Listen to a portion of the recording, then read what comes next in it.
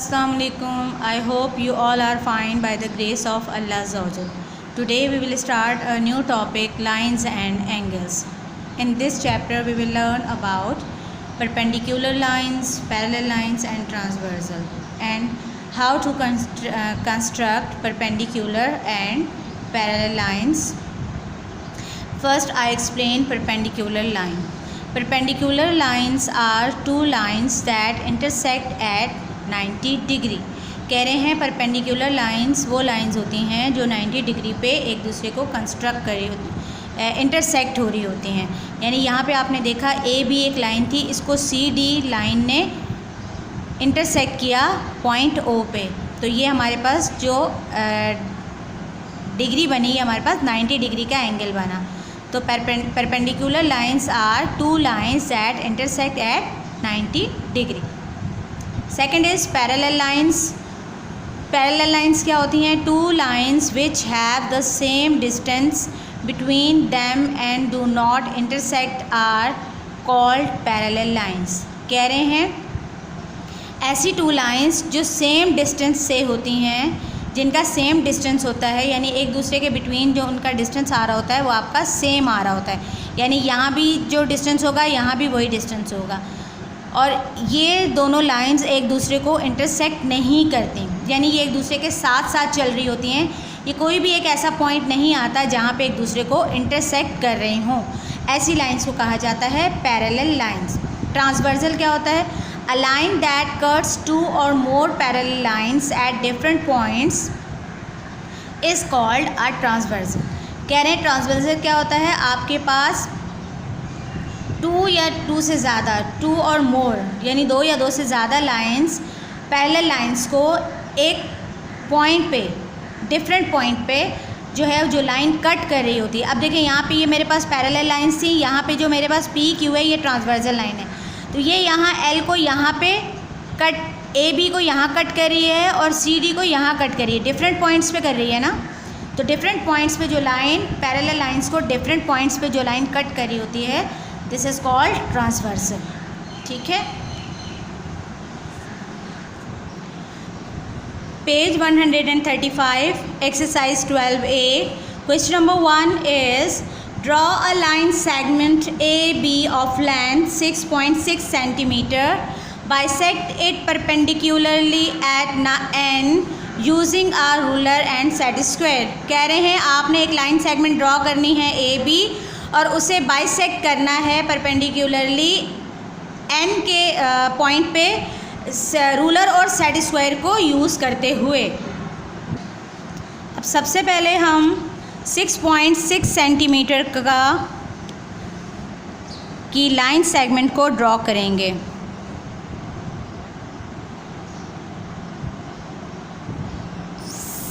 This is 5, 6 के बाद 6 point और लेने हैं. 1, 2, 3, 4, 5 और 6. दिस इज़ 6 सेंटीमीटर की हमने लाइन सेगमेंट ड्रॉ की जो आपके पास है ए एन बी. अब इसका आपने सेंटर लेना है. सेंटर मैंने ले लिया. 6.6 का आएगा 3.3. This is 6.6.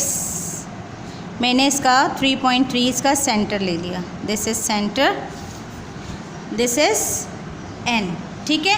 अब कह रहे हैं आप सेट स्क्वायर और रूलर की मदद से आपने सेंटर पे अपना ये सेट स्क्वायर रखा और रूलर आपने सेट करके आपने इसको यहाँ पे ड्रॉ कर दिया.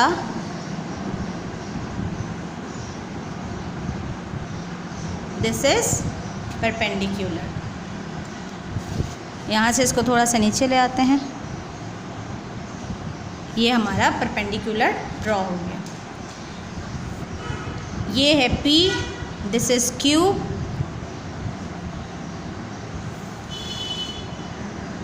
ये आपने परपेंडिकुलर ड्रॉ किया. पहले हमने सबसे पहले 6.6 सेंटीमीटर की ए बी लाइन ड्रॉ की. उसके बाद हमने सेंटर को N मार्क किया. उसके बाद हमने यहाँ पे सेट स्क्वायर रख के परपेंडिकुलर गिरा लिया और ये हमारे पास आया पी क्यू. ठीक है. ओके स्टूडेंट्स, ये जो आपने परपेंडिकुलर ड्रॉ करना है ये आपने इंटरलीव पेज पे ड्रॉ करना है। इसके बाद इसी के सामने लाइनों वाले पेज पे जहाँ आपने ये क्वेश्चन लिखना होगा, इस क्वेश्चन पे आप इस क्वेश्चन के नीचे आप लिखेंगे स्टेप्स ऑफ कंस्ट्रक्शन। ठीक है, इस क्वेश्चन के नीचे आप लिखेंगे स्टेप्स ऑफ कंस्ट्रक्शन और ये जो आपने ड्रॉ करना है ये आपने इंटरलीव पेज पे ड्रॉ करना है। ठीक है, आप इसे इंटरलीव पेज पे ड्रॉ करेंगे और ये जो क्वेश्चन है ये लाइनों वाले पेज पे लिखेंगे और इसके नीचे आपने लिखने हैं steps of construction. Now open page 148, page 148 and you will mark this heading steps of construction. जैसे मैंने आपको बताया था कि क्वेश्चन लिखने के बाद आप हेडिंग लगाएंगे स्टेप्स ऑफ कंस्ट्रक्शन, फिर आप ये पांचों स्टेप जो हैं ये कॉपी करेंगे अपनी नोटबुक में। ठीक है, क्वेश्चन जहां आप लिखेंगे उसके नीचे आप लिखेंगे स्टेप्स ऑफ कंस्ट्रक्शन और उसके बाद आपने ये पांचों पॉइंट्स कॉपी करने हैं। अब इसमें पहला पॉइंट है place the ruler along A B. हमने ए बी जो है लाइन सेगमेंट बनाई थी उस पर अपना रूलर रखा था। Place the set square with its shortest side along A be above the ruler. अब आपने अपना सेट स्क्वायर जो है वो रूलर के ऊपर रखा था। थर्ड वाले में था slide the set square firmly along A B until it stands vertical at the point of N. आपने अब यहाँ पी लिखा हुआ है जबकि आपने जो क्वेश्चन में हमसे पूछा गया वो कौन सा वाला पॉइंट पूछा गया है, एन पूछा गया, तो हम यहाँ क्या लिखेंगे पी की जगह एन। करेक्शन कर लीजिए, ड्रॉ अ रे पी क्यू की जगह आप क्या लिखेंगे एन एम। यहाँ हमने इसको जो नाम दिया है एन और एम का नाम दिया है तो आप यहाँ पे लिखेंगे N M. Through P with the sharp pencil, remove the set square and the ruler. Now N M perpendicular A B. अब पी क्यू की जगह मैंने क्या लिख दिया एन एम। ठीक है, आप भी ऐसे ही करेंगे, एन एम पी क्यू को काट के दोनों जगह पे एन एम लिखेंगे और यहाँ पी को काट के आप एन लिखेंगे। बाकी एज इट इज़ आपने ये पांचों पॉइंट्स जो हैं ये कॉपी करने हैं अपने नोटबुक में क्वेश्चन नंबर 1 के नीचे। और ये जो आपकी जो ये मैंने परपेंडिकुलर ड्रॉ किया है इसे आप इंटरलीव पेज पे ड्रॉ करेंगे बगैर लाइनों वाले पेज पे। ठीक है, क्वेश्चन नंबर 2 नहीं करना है। क्वेश्चन नंबर 3 देखिए, page 153 exercise 12A। In the given figure A B perpendicular C D and P Q is transversal cutting them at 2 points, find X and Y. आपके पास जो है वो फिगर गिवन है क्वेश्चन के अंदर, ये फिगर है, ये फिगर गिवन है आपके पास क्वेश्चन के अंदर। आप बुक खोलेंगे उसमें आपको नज़र आ जाएगी। आपके पास ए बी सी डी जो हैं ये दोनों पैरेलल हैं एक दूसरे के और पी क्यू जो है ये ट्रांसवर्सल है। ठीक है, पी क्यू ट्रांसवर्सल है और आपने जो फाइंड करना है वो क्या फाइंड करना है, एक्स एंड वाई आपने फाइंड करना है। ठीक है, तो सबसे पहले मैं इसको नाम दे दूँ, अगर ये मेरे पास 1 है, एंगल 1 है तो x को मैं एंगल 2 कह देती हूँ और y को मैं एंगल 3 कह देती हूँ। तो ये मेरे पास 1, 2 और 3 एंगल्स आ गए। ठीक है, इसके हिसाब से अब हम अपनी वर्किंग स्टार्ट करते हैं। अब हमारे पास सबसे पहले आप लिखेंगे क्वेश्चन के नीचे सॉल्यूशन हम स्टार्ट करेंगे हम इस फिगर को देखते हुए। ये हमने कहाँ बनाई है, इंटरलीव पेज पे, और ये हमने लाइनों वाले पेज पे क्वेश्चन लिखा है। अब मैं इसका सॉल्यूशन स्टार्ट करने जा रही हूँ। सबसे पहले इस क्वेश्चन में हम लिखेंगे हमें गिवन क्या है। तो हमें गिवन क्या है, गिवन हमें है ए बी और सी डी पैरेलल हैं एक दूसरे के, ए बी और सी डी। तो हम लिखेंगे ए बी पैरेलल है सी डी के। ठीक है, और सेकंड हमारे पास है पी क्यू ट्रांसवर्सल। तो हम इसको लिखेंगे P Q is the transversal।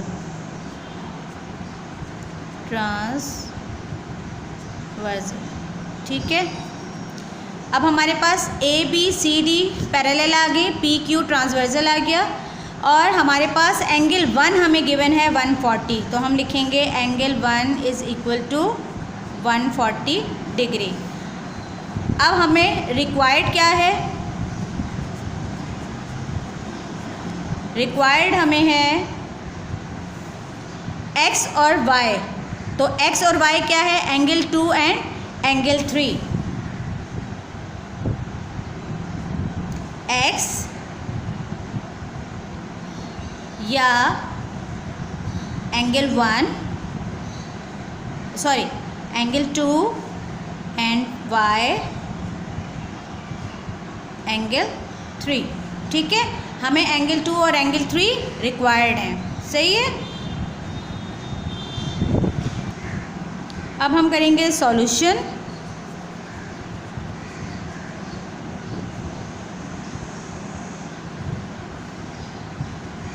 Solution में हमारे पास क्या है, हमारे पास है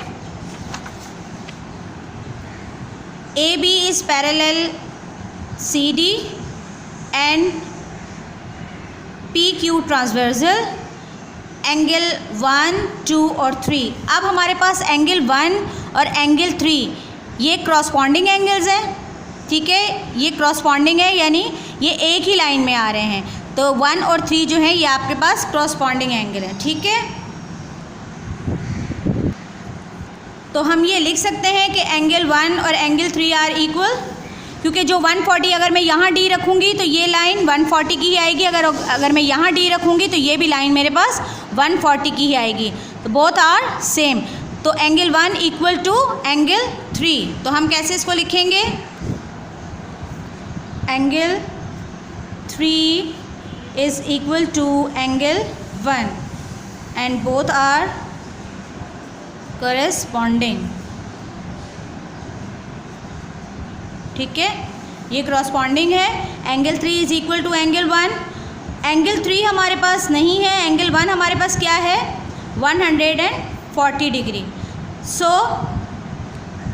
अब एंगल 3 हमारे पास क्या आ गया, ये भी 140 आ गया, ठीक है, क्योंकि एंगल 3 इक्वल था एंगल 1 के, और एंगल 1 हमारे पास था 140, तो हमारे पास एंगल 3 भी हमने फाइंड कर लिया। अब हमने फाइंड करना है एंगल 2, जैसे कि यहाँ पे हमारे पास है एंगल 1 140 था, एंगल 3 भी 140 आ गया। अब हमें क्या फाइंड करना है, एंगल 2 जो x है हमारे पास, ठीक है। अब हम लिखेंगे angle 2 plus angle 3 is equal to 180 degree, ठीक है। अब एंगल 2 हमारे पास नहीं है, हमें फाइंड करना है, और एंगल 3 हमारे पास क्या है 140 degree is equal to 180 degree. अब एंगल 2 एज इट इज़ रह जाएगा, 140 को आप मूव कराएंगे 180 के पास, तो ये हमारे पास आ जाएगा 140, यहाँ प्लस का है, जब आप इसको राइट हैंड साइड पे मूव कराएंगे तो ये माइनस का हो जाएगा, तो आपके पास एंगल 2 आ जाएगा। 180 में से 140 आप माइनस करेंगे तो आपके पास सिर्फ रह जाएगा 40 डिग्री। This is answer. तो आपने फाइंड कर लिया एंगल 3 आपके पास आया था 140 और एंगल 2 आपके पास आया 40, ठीक है। This is answer, this is the solution of question number 3। इसकी जो बुक में फिगर बनी हुई है वो आप एज इट इज़ अपने इंटरलीव पेज पे बनाएंगे, और ये वर्किंग आपने लाइनों वाले पेज पे क्वेश्चन के नीचे लिखनी है, ठीक है बेटा। क्वेश्चन नंबर 4 आप नहीं करेंगे। Question number 5 is in the figure A B parallel C D, P Q perpendicular A B and L M perpendicular C D, find L M if measurement of P Q is equal to 1.4 centimetre. कह रहे हैं आपके पास A B जो है ये parallel है C D के, और पी क्यू जो है ये परपेंडिकुलर है ए बी का, और एल एम परपेंडिकुलर है सी डी का। तो आप बताइए कि क्या पी क्यू अगर आपके पास 1.4 सेंटीमीटर है, अगर ये 1.4 सेंटीमीटर है तो क्या एल एम जो है वो कितना होगा, ठीक है। आपको एल एम बताना है, फाइंड एल एम। तो एल एम आपको बताना होगा। तो बेटा जब आपके पास ये दोनों पैरेलल लाइंस हैं, तो अगर पी क्यू का जो डिस्टेंस है, आपने पैरेलल लाइंस की डेफिनेशन पढ़ी थी कि आपके पास सेम डिस्टेंस होता है, पैरेलल लाइंस के जो बिटवीन होता है वो सेम डिस्टेंस होता है। तो अगर ये आपके पास 1.4 है तो ये भी आपके पास 1.4 होगा ना।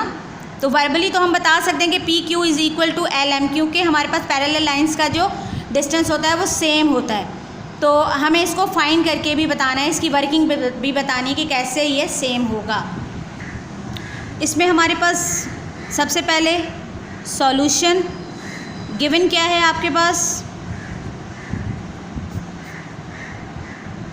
गिवन हमारे पास है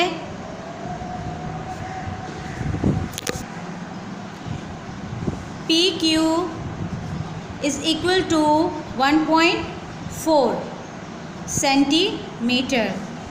ए बी पैरेलल है सी डी के और पी क्यू परपेंडिकुलर है ए बी के और एल एम परपेंडिकुलर है सी डी के। ठीक है, ये हमारे पास एल एम परपेंडिकुलर है सी डी के और पी क्यू परपेंडिकुलर है ए बी के। ठीक है, और ए बी और सी डी जो हैं ये पैरेलल हैं एक दूसरे के। ठीक है, अच्छा अब हमारे पास जो है रिक्वायर्ड हमें क्या है, रिक्वायर्ड हमें है एल एम। हमने क्या फाइंड करना है, एल एम। एल एम हमने फाइंड करना है ना। ओके, अब सॉल्यूशन में हम लिखेंगे perpendicular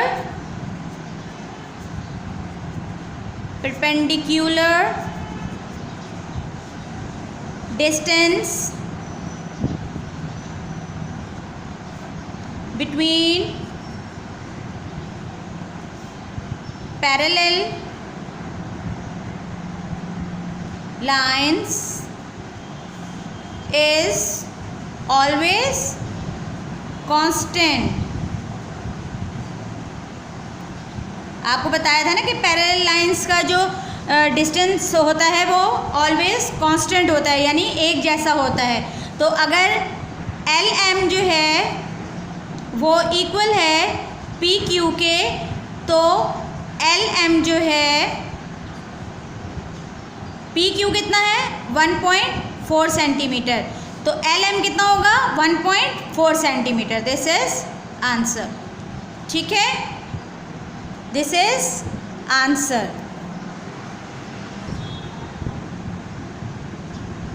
this is answer, L M is equal to 1.4 centimetre. Okay, now look question number 7। Question number 6 आप नहीं करेंगे, क्वेश्चन नंबर 7 को देखिए। Question number 7 is in the given figure R L parallel P Q, find angle P R S if measurement of angle P Q R is 46 and measurement angle Q P R is 65। कह रहे हैं आपके पास ये figure given है, इसमें आपको दिया है P Q R S L. अब यहाँ पे पी क्यू जो है ये पैरेलल है आर एल के। देख रहे हैं आप, मैंने ये पैरेलल बनाई है, इसको भी आगे थोड़ा सा बढ़ा दिया है, इसको भी बढ़ा दिया है, इसको भी बढ़ा दिया है, तो ये हमारे पास पैरेलल हो गई है। तो अब पी क्यू पैरेलल है आर एल के और आपके पास एंगल आर जो है वो है, अगर इफ़ मेजरमेंट ऑफ फाइंड करना है आपको पी आर एस, यानी आपको पी आर एस यानी ये वाला एंगल जो है ये आपने फाइंड करना है। मगर यहाँ आपको दो एंगल गिवन हैं जो आपको मालूम नहीं है। आपको ना यहाँ पे पी आर एल भी आपको नहीं मालूम है और आपको एल आर एस भी मालूम नहीं, यानी दोनों में आपके पास आर गिवन नहीं है। तो हम यहाँ क्या करेंगे, हमारे पास P हमारे पास जो गिवन है वो हमें गिवन है P is 65 and Q is 46। तो अगर P Q और R L अगर पैरेलल हैं तो जो P का एंगल होगा वही हमारे पास R का एंगल होगा। तो ये क्या हो गया हमारे पास 65। और यहाँ पे जो हमारे पास Q का एंगल होगा वही हमारे पास R L वाला एंगल होगा। तो ये हमारे पास हो जाएगा 46। वर्बली तो हमने इसको बता दिया कि हमारे पास एक 65 का एक 46 का है, मगर हमने इसकी वर्किंग करके भी दिखानी है कि हमारे पास वर्किंग में क्या आंसर आएगा। अब गिवन हमारे पास क्या है, गिवन हमारे पास है angle P is equal to 65 degree, angle Q is equal to 46 degree और P Q पैरेलल हैं R L के। एंड रिक्वायर्ड क्या है, रिक्वायर्ड हमें है एंगल P R S, यानी हमें R वाला एंगल फाइंड करना है। तो सॉल्यूशन में हम क्या करेंगे, हम सबसे पहले लिखेंगे angle 1 is equal to angle P, ये हमारे पास एंगल 1 था, ये इक्वल हो गया एंगल P हमारे पास इक्वल हो गया एंगल 1 के। हम यहाँ छोटा छोटा लिख लेते हैं, ये हमारे पास एंगल 1 है और ये हमारे पास एंगल 2 है। तो ये हमारे पास एंगल 1 इक्वल हो गया P के, तो हमारे पास एंगल 1 आ गया 65 डिग्री और एंगल 2 हमारे पास Q के इक्वल है। तो हम लिखेंगे angle 2 is equal to Q और एंगल 2 हमारे पास आया 46। ठीक है, अब हम लिखेंगे, अब एंगल 1 और एंगल P हमारे पास ऑल्टरनेट एंगल था और ये हमारे पास क्रॉसपॉन्डिंग एंगल था। ठीक है, एंगल 2 और एंगल Q। अब हमारे पास हमें फाइंड करना था एंगल P R S। तो angle P R S angle 1 और एंगल 2 को जब आप काउंट करेंगे तो आपके पास आ जाएगा, प्लस करेंगे तो आपके पास आ जाएगा एंगल R। तो हमारे पास एंगल P R S आएगा, एंगल 1 था हमारे पास 65 और एंगल 2 हमारे पास था 46। तो जब हमने इन दोनों को प्लस किया तो हमारे पास आंसर आया 111। तो हमारे पास angle P R S is equal to 111। This is answer.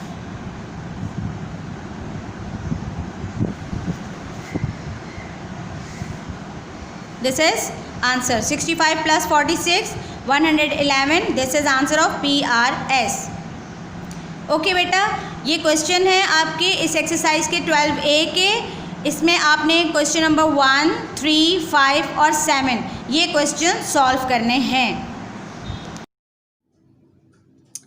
Now we will start exercise 12B, page 157. Question number 1 is fill in the blanks.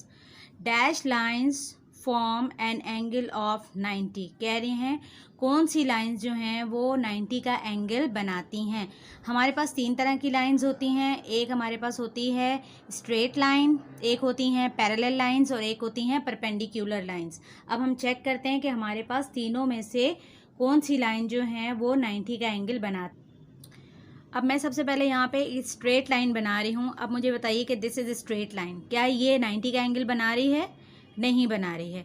अब मैं पैरेलल लाइंस को ड्रॉ कर रही हूँ, स्ट्रेट लाइन के साथ एक लाइन और ड्रॉ हो जाएगी, तो this is parallel line. Parallel lines कौन सी होती हैं? जिनमें जो डिस्टेंस होता है वो कांस्टेंट होता है, यानी यहाँ जो डिस्टेंस होगा वो भी यहाँ भी वही डिस्टेंस होगा। These are called parallel lines. और एक हमारे पास लाइंस होती हैं परपेंडिकुलर लाइन। परपेंडिकुलर लाइन कैसे ड्रॉ करेंगे? स्ट्रेट लाइन के ऊपर एक लाइन जो है वो ड्रॉ हुई होती है, this is called perpendicular line. और परपेंडिकुलर लाइन जो है वो आपके पास 90 का एंगल बना रही है। अगर हम इसको यहाँ प्रोटेक्टर रख के चेक करें तो ये हमारे पास 90 का एंगल है और ये भी हमारे पास 90 का एंगल है, बोथ आर। और अगर इस लाइन को हम नीचे लेकर आते हैं तो हमारे पास 490 के एंगल्स आ जाएंगे। तो हमारे पास क्या आया? हमारे पास परपेंडिकुलर लाइंस जो हैं वो लाइन होती हैं जो 90 का एंगल बनाती हैं। The answer is perpendicular lines. Perpendicular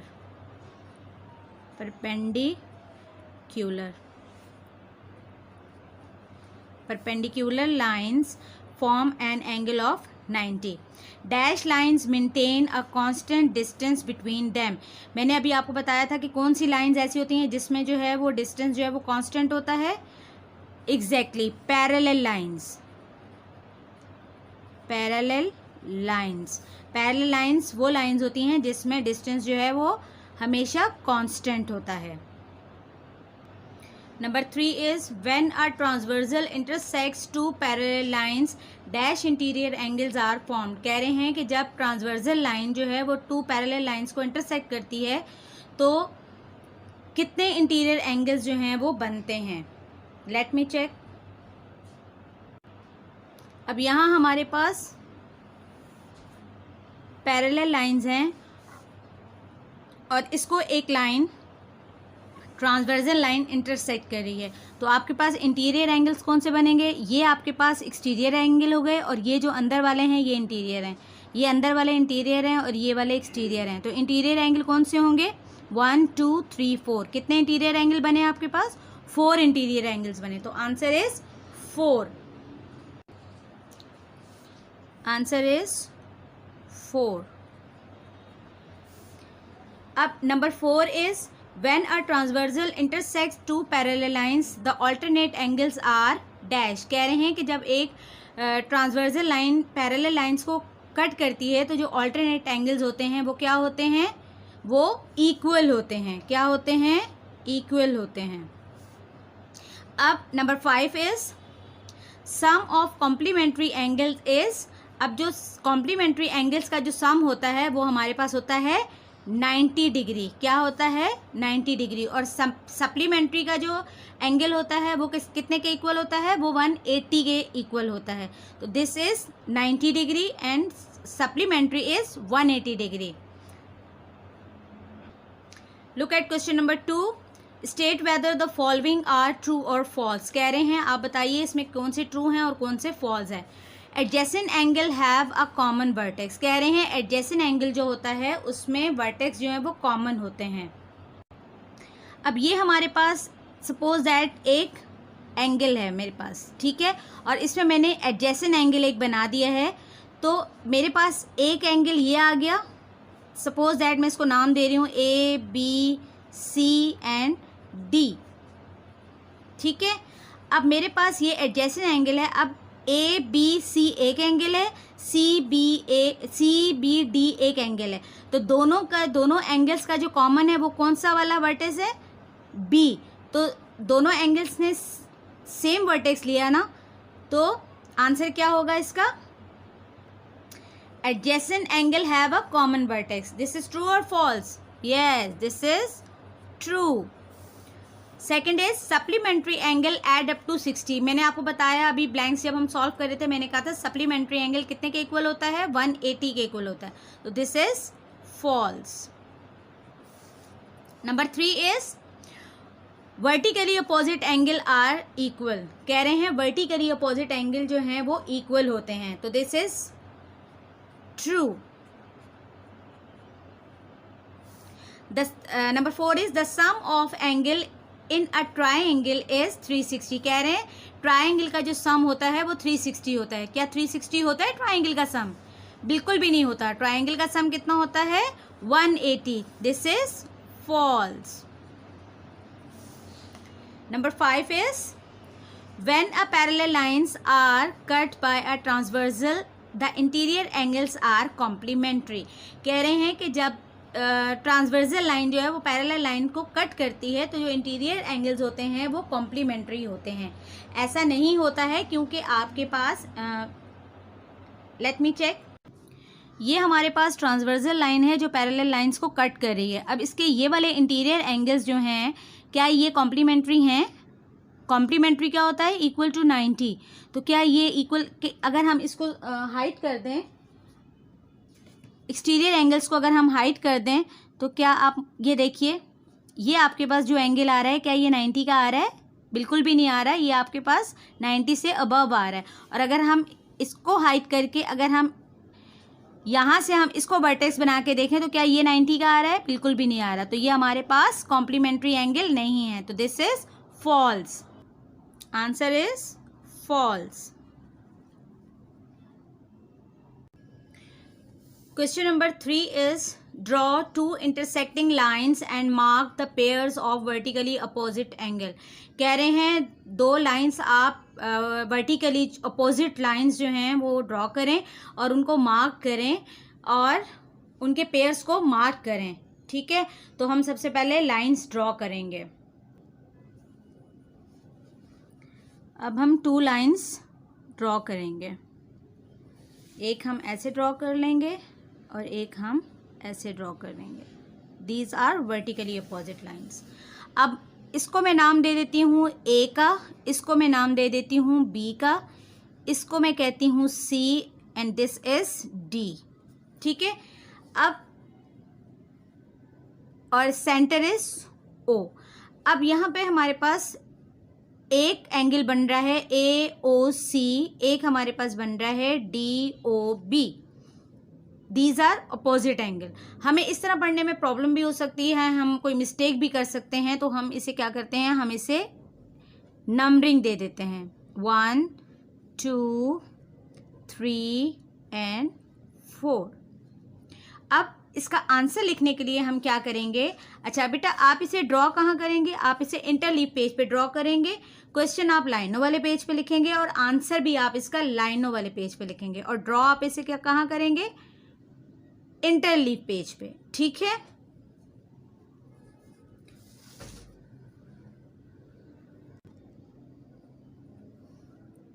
vertically opposite angle, vertically opposite angles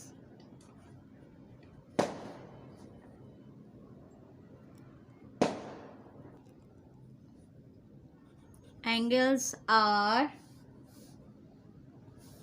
vertically opposite angle कौन से हैं? 1 और 3, 2 और 4। तो हम लिखेंगे angle 1 and angle 3, angle 2 and angle 4। This is answer. ठीक है, आपने इसे इंटरलीव पेज पे ड्रॉ करना है और इस क्वेश्चन के नीचे जो है ये वाला आंसर आपने लिखना है अपने ब्लू पेन से। ठीक है बेटा। Question number 4, what is the size of the angles marked in the figure below. कह रहे हैं कि ये जो नीचे आपको फिगर्स गिवन हैं इनमें जो है उनका एंगल क्या है। आपने इसके एंगल को जो है वो फाइंड आउट करना है कि इन फिगर्स में जो एंगल्स मार्क हुए हुए हैं उनका साइज़ क्या है। ठीक है, तो हमें इसके लिए क्या ज़रूरत पेश आएगी? हमें इसके लिए ज़रूरत होगी डी। तो हम डी की मदद से इन तमाम एंगल्स को फाइंड आउट करेंगे कि ये एंगल्स की मेजरमेंट क्या है। अब हमारे पास फर्स्ट वाली जो शेप है इसमें हमारे पास एंगल है ए बी सी और ए बी डी। हमारे पास 2 एंगल्स मौजूद हैं।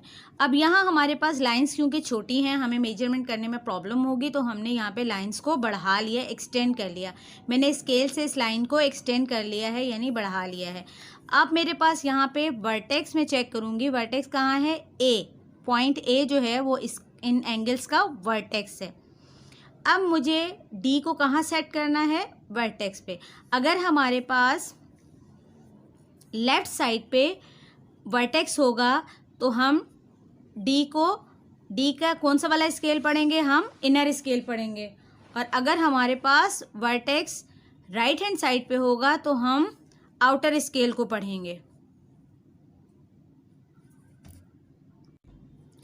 अब क्योंकि यहाँ पे हमारे पास वर्टेक्स जो है वो लेफ्ट हैंड साइड पे है तो हम इसको सेट करेंगे डी को वर्टेक्स के ऊपर। अब मैं यहाँ ए पे अपने डी को सेट कर रही हूँ और यहाँ मेरे पास इसको मैं जब पढ़ूंगी तो मेरे पास एंगल आएगा 0, 10, 20 और ये 30, और 30 से कितनी लाइंस ऊपर जा रही हैं? 1 2 3 लाइंस जो है ये ऊपर जा रही हैं। तो ये आपके पास एंगल आएगा 33। और इसी तरह हम इसको आगे ले जाएं तो हमारे पास ये वाली जो लाइन एक्सटेंड हुई हुई है ये हमारे पास कितने पे हुई हुई है? ये है 40, और दूसरा एंगल हमारे पास कितने का आ रहा है? 45 का आ रहा है। तो हमारे पास ये आ रहा है 33, और कंप्लीट एंगल हमारे पास आ रहा है, जो ये एंगल है ये आ रहा है 45 का। ठीक है, अब हमारे पास ये 33 है और ये कंप्लीट एंगल 45 का है, मगर हमारे पास ये जो छोटा वाला एंगल है DAC, ये तो हमारे पास हमने फाइंड ही नहीं किया क्योंकि हमारे पास ये छोटा एंगल है। तो हम क्या करते हैं, 45 जो कंप्लीट एंगल है इसमें से 33 ये जो हाफ वाला था इसको माइनस कर देंगे, तो हमारे पास जो रिमेनिंग एंगल होगा वो हमारे पास DAC होगा। तो 45 में से 33 जब हम माइनस करते हैं तो आंसर आता है 12 डिग्री। तो हमारे पास टोटल एंगल जो है वो DAB वो कितना है? 45, और DAC हमारे पास कितना है? 12, और CAB हमारे पास है 33। तो इस तरह हमारे पास ये हमें जो दो एंगल रिक्वायर्ड थे हमने वो फाइंड किए। तो हमारे पास DAC जो आया वो आया 12 डिग्री, और CAB जो आया वो आया 33 डिग्री। ठीक है, इसी तरह हमारे पास सेकंड फिगर है AC, ABC और ABD और DBC। हमारे पास ये दो एंगल्स हैं। अब हमें इनको फाइंड करना है, तो हम इसको फाइंड बिल्कुल same like as it is कि हम देखते हैं कि हमने वर्टेक्स हमारे पास क्या है? हमारे पास वर्टेक्स है B। अब B पे हम अपना D रखेंगे, हमने B पे अपना D रखा, और अब हम अपना एंगल पढ़ना शुरू करेंगे। अब हमारे पास जो इसका एंगल आया वो आया, मैं सेट कर रही हूँ इसको 60। ठीक है, दिस एंगल इज 60। ओके, अगर मैं इसको राइट हैंड साइड वाला पढ़ती हूँ तो ये मेरे पास आएगा, अगर मैं राइट हैंड साइड से पढ़ूँ तो मेरे पास 0 10 20 30 40 50 और ये 60 या 59 आ रहा है। ठीक है, थोड़ा सा मैं सेट कर देती हूँ इसको। Okay, 58 this. ठीक है, ये हमारे पास आ रहा है 0 10 0 10 20 30 40 50 55 56 57 58 और 58 आ रहा है हमारे पास राइट हैंड साइड से, और लेफ्ट हैंड साइड से ये हमारे पास आ रहा है 0 10 20 30 40 50 60 70 80 90 100 110 120 और 123। ठीक है, यहाँ से हमारे पास आ रहा है 50 55 56 57 58। ठीक है, ये हमारे पास आ रहा है 58 और ये हमारे पास आ रहा था 123। ठीक है, 122 सॉरी 122 सही। अब हमारे पास थर्ड है। अब मेरे पास ये वर्टिकली जो है वो अपोजिट एंगल हैं। ठीक है, अब मेरे पास वर्टिकली अपोजिट एंगल हैं, तो वर्टिकली अपोजिट एंगल जो होते हैं वो एक दूसरे के अपोजिट एंगल जो हैं वो इक्वल होते हैं। तो हम किसी भी एक तरफ के एंगल्स को फाइंड कर लेंगे तो दूसरे साइड के एंगल्स हमारे पास वही होंगे जो एक साइड के एंगल्स होंगे। तो अगर मैं ए बी को 180 स्ट्रेट लाइन मान लूँ तो मेरे पास यहाँ पे ये लाइन आती है ये देखें, ये मैंने 180 पे इसको सेट कर दिया, तो ये मेरे पास 80 पे लाइन आ रही है। अगर मैं AOC देखूं तो मैं इसको लेफ्ट हैंड साइड से पढ़ूंगी, तो लेफ्ट हैंड साइड से मेरे पास ये आ रहा है 80 का, और अगर मैं राइट हैंड साइड से नीचे वाला इनर स्केल पढ़ूंगी तो ये मेरे पास आ रहा है 100 का। तो this is 100 and this is 80। Now opposite angle is ACOB, इसका अपोजिट एंगल कौन सा है? AOD। तो अगर COB 100 है तो AOD क्या होगा? 100 होगा, और AOC अगर 80 है तो BOD क्या होगा? 80 होगा। ठीक है, इस तरीके से हमने ये तीनों एंगल्स फाइंड करने हैं। अब आपने इसको कॉपी में कैसे करना है, आपने ये एंगल्स इसी मेजरमेंट से अपनी नोटबुक में बनाने हैं, और उसके आंसर्स आपने कैसे लिखने हैं ये मैं आपको बताती हूँ। ओके, इसमें क्या करेंगे, इसमें हमारे पास क्वेश्चन नंबर 4 है, what is the size of the angles marked in the figure. कह रहे हैं कि इसमें आपके पास जो एंगल्स हैं वो मार्क्ड हैं फिगर्स में, उनकी आप साइज़ लिखिए। तो हमने पहली जो आपकी फिगर थी उसको हमने मार्क किया था, मार्क्ड हुआ था, हमने उसको चेक किया था, तो उसकी जो मेजरमेंट थी वो क्या आई थी? वो आई थी एंगल DAB 45,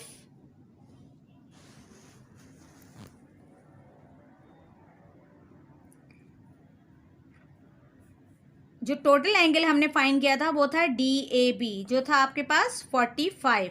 उसके बाद सेकंड एंगल हमने फाइंड किया था CAB, एंगल CAB जो हमारे पास था 33। उसके बाद हमने एंगल फाइंड किया था DAC, जो था हमारे पास 12।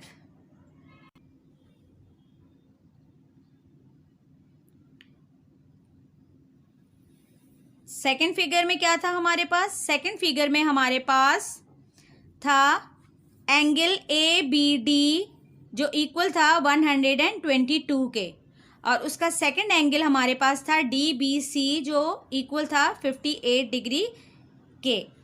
अब हमारे पास थर्ड फिगर में जो चीज़ थी वो क्या था? एंगल्स क्या थे? एंगल AOC किसके इक्वल था? 80 डिग्री के।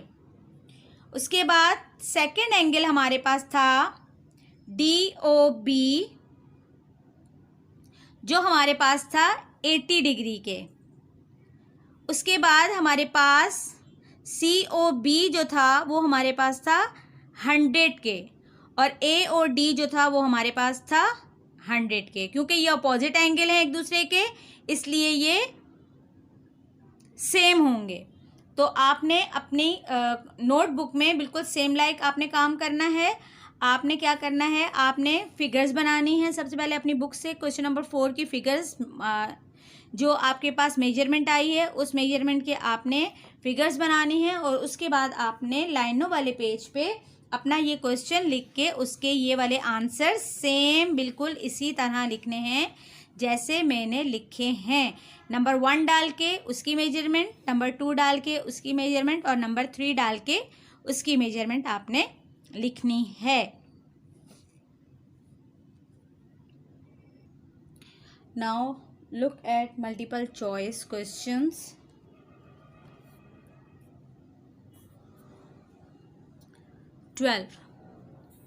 Select the correct answer from the given option. कह रहे हैं आपने इनमें से करेक्ट आंसर्स जो हैं वो सेलेक्ट करके आपने मार्क करने हैं। ठीक है, first is what type of angle is formed by 2 perpendicular lines. कह रहे हैं 2 परपेंडिकुलर लाइंस जो हैं वो कौन सा एंगल बनाती हैं? 180 का, 90 का, 360 का या 30 का। परपेंडिकुलर लाइन मैंने आपको बताया था, परपेंडिकुलर लाइन कैसी होती है? ऐसी होती है। तो ये कौन सा एंगल बनाएगी? ये 90 का एंगल बनाएगी या 180 का एंगल बनाएगी? 90 का एंगल बनाएगी। तो this is the answer of 1, statement 1। Second statement is what is the size of the angle between two parallel lines. कह रहे हैं टू पैरेलल लाइंस के बीच में जो है वो कितने का एंगल बनता है। तो बेटा टू पैरेलल लाइंस के बीच में तो कोई एंगल बनता ही नहीं है हमारे पास, ये हमारे पास टू पैरेलल लाइंस है ना, तो टू पैरेलल लाइंस के बीच में कोई भी एंगल नहीं बनता, तो हमारे पास इसका आंसर होगा डी, यानी 0 एंगल होता है। Statement 3 is what happens when an intersecting perpendicular line is rotated through 90। कह रहे हैं जब आप 90 डिग्री के परपेंडिकुलर लाइन को आप रोटेट करेंगे तो आपके पास क्या आंसर आएगा, ऑप्शन क्या होगा। It becomes parallel to the other line, no parallel तो हो ही नहीं सकती क्योंकि परपेंडिकुलर लाइन तो पैरेलल नहीं हो सकती। It overlaps the other line, तो ये क्या करेगा, ओवरलैप, यानी आपको उसका अक्स नीचे की तरफ दिखेगा, तो this is the answer of B. Fourth is which of these angles are always equal. कह रहे हैं कौन से वाले एंगल्स जो हैं वो हमेशा इक्वल होते हैं। तो मैंने आपको बताया था वर्टिकली एंगल्स जो हैं वो इक्वल होते हैं, क्रॉसपॉन्डिंग एंगल भी इक्वल होते हैं, वर्टिकली एंगल भी जो है वो वर्टिकली अपोजिट एंगल्स भी इक्वल होते हैं। तो यहाँ पे A is the correct answer. Now number 5 is okay, number 5 is which of the following statement is true for a pair of corresponding angle। कह रहे हैं कौन सी वाली स्टेटमेंट जो है वो corresponding एंगल के लिए सही है। both angles are interior angles, no। both angles are on opposite sides of a transversal, no। corresponding angles are equal, this is the correct answer, C option is correct। Statement 6 is which of the given statement is true for parallel lines. Parallel line के लिए कौन सी वाली statement सही होगी। They intersect each other, no. They are perpendicular to each other, no. They meet at a point, no. The distance between them remain the same. उनका जो distance होता है पैरेलल लाइंस का वो ऑलवेज कांस्टेंट होता है, यानी सेम होता है। So the answer D is, option D is the answer of statement of 6.